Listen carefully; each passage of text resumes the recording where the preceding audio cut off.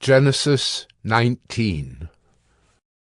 The two angels came to Sodom in the evening, and Lot was sitting in the gate of Sodom. When Lot saw them, he rose to meet them and bowed himself with his face to the earth, and said, "My lords, please turn aside to your servant's house and spend the night and wash your feet. Then you may rise up early and go on your way." They said, "No, we will spend the night in the town square." But he pressed them strongly, so they turned aside to him and entered his house. And he made them a feast and baked unleavened bread, and they ate. But before they lay down, the men of the city, the men of Sodom, both young and old, all the people to the last man, surrounded the house. And they called to Lot, "Where are the men who came to you tonight? Bring them out to us, that we may know them." Lot went out to the men at the entrance, shut the door after him, and said, "I beg you, my brothers, do not act so wickedly. Behold, I have 2 daughters who have not known any man. Let me bring them out to you, and do to them as you please. Only do nothing to these men, for they have come under the shelter of my roof."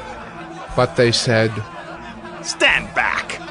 And they said, "This fellow came to sojourn, and he has become the judge."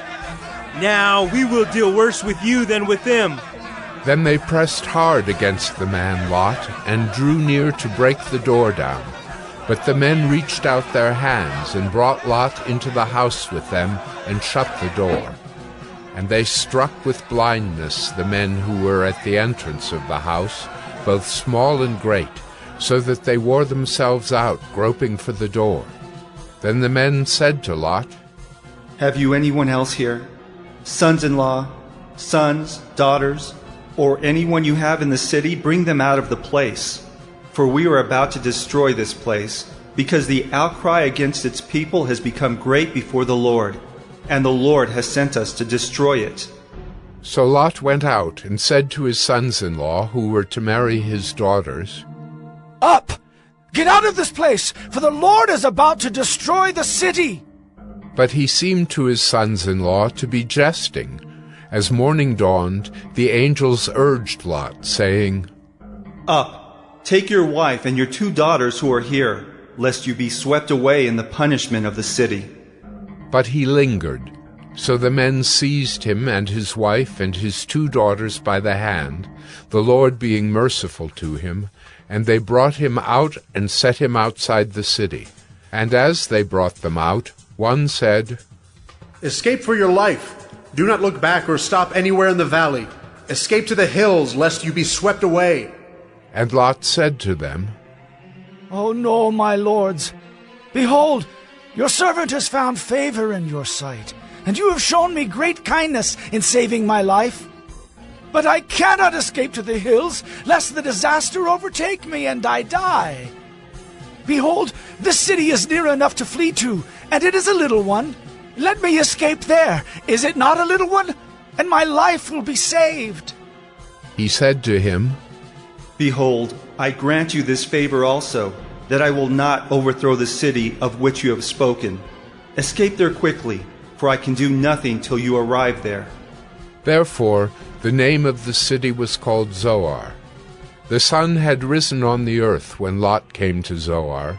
Then the Lord rained on Sodom and Gomorrah sulfur and fire from the Lord out of heaven.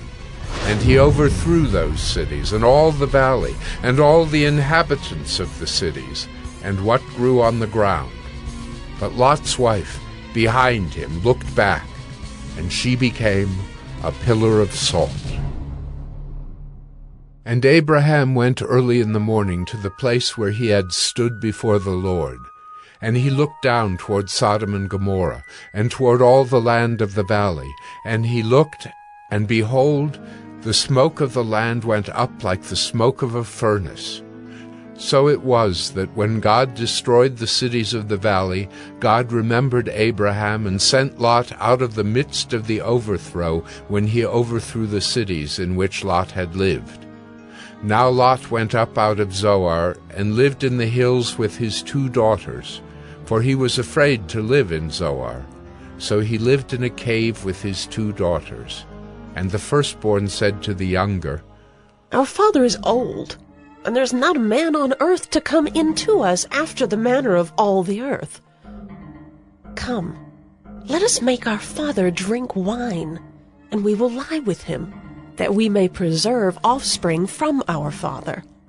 So they made their father drink wine that night, and the firstborn went in and lay with her father. He did not know when she lay down or when she arose. The next day the firstborn said to the younger, Behold, I lay last night with my father. Let us make him drink wine tonight also.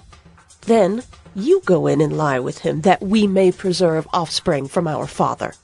So they made their father drink wine that night also. And the younger arose and lay with him, and he did not know when she lay down or when she arose. Thus both the daughters of Lot became pregnant by their father. The firstborn bore a son and called his name Moab.